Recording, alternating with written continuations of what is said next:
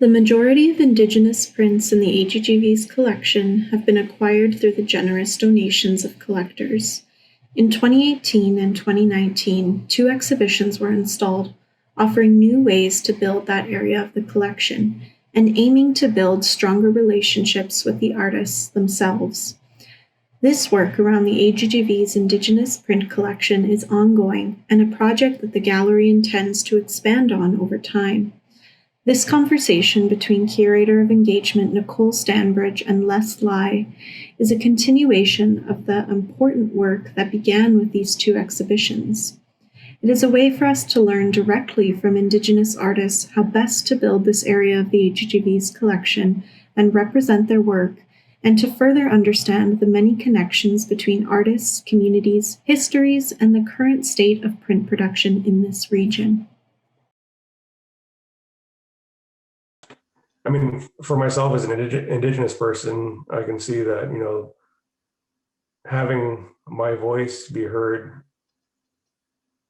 as I would articulate it is really, vital. Mm-hmm. And, because I think sometimes in the contemporary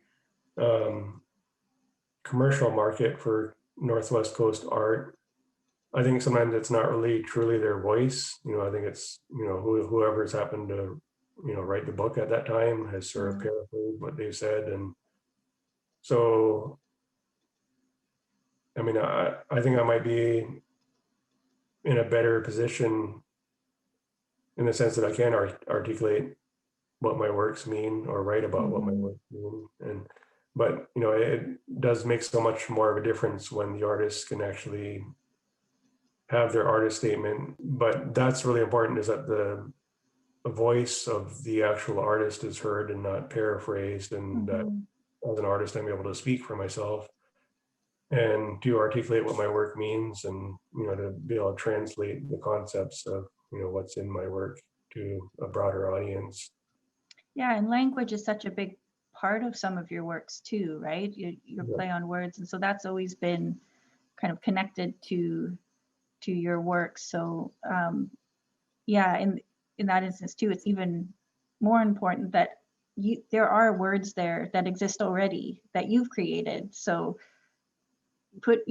respecting that context that you've shaped.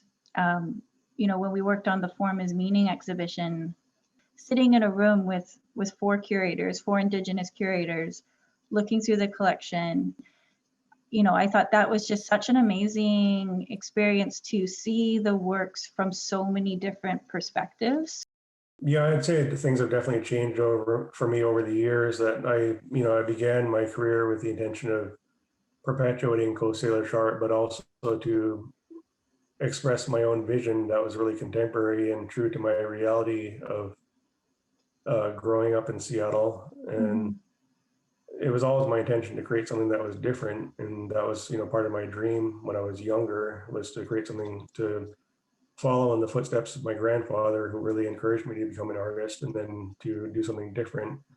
So, I've really followed, I've gone from the perspective of Robert Davidson, that you can't innovate from nothing, that you have to be able to hear the art tradition. So, when I was an undergraduate student and, beginning to study co-Salish art, that was, the first stage of my career was, being able to say, okay, well, you have to be able to understand it to innovate from it. So, and then, I began my career sort of that balancing of perpetuating tradition, but also expressing something that was, really different and iconoclastic in some ways. So there is that act of, recreating things from the past, but also at the same time reflecting on our contemporary cultural reality.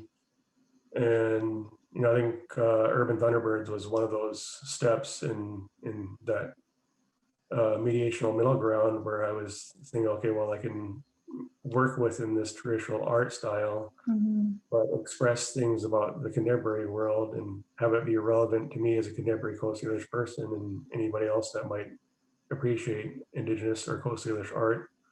But it is the pressure. I mean, that's the pressure that I really want to document this, the history that's happening right now. Right. Yeah. and do it from a co-Salish perspective. So I think that, I mean, I couldn't see approaching my practice in any other way at this point. I feel so much gratitude towards artists right now because they have this amazing way of processing our reality, our understanding of things, and presenting them back to us in ways that help us see what we might not see otherwise, or propose ideas that we might not even think of